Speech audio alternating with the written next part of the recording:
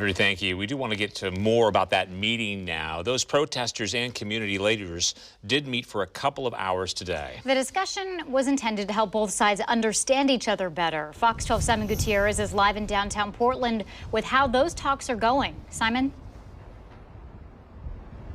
Everyone involved so far says there's been progress, and they say they're committed to continuing the discussion.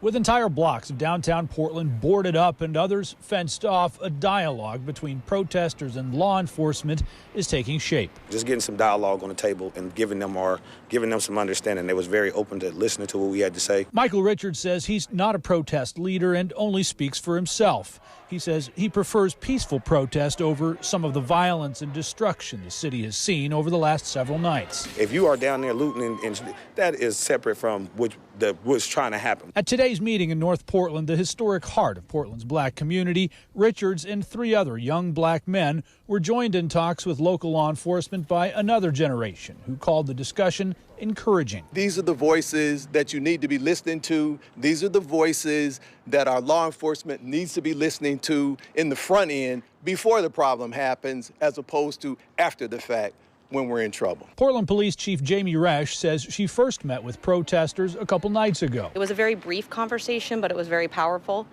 And what it was quickly understood is that we had to have more conversations. Resch and other local law enforcement leaders have publicly denounced the killing of George Floyd by Minneapolis police officers. The young men they met with today say they appreciate their willingness to talk and listen. A willingness to work towards that change. It was the effort that was made. It's the effort. As for what they discussed, they didn't go into a lot of detail about that. 2 key points, though: police accountability and transparency. Reporting live in downtown Portland, Simon Gutierrez, Fox 12 Oregon.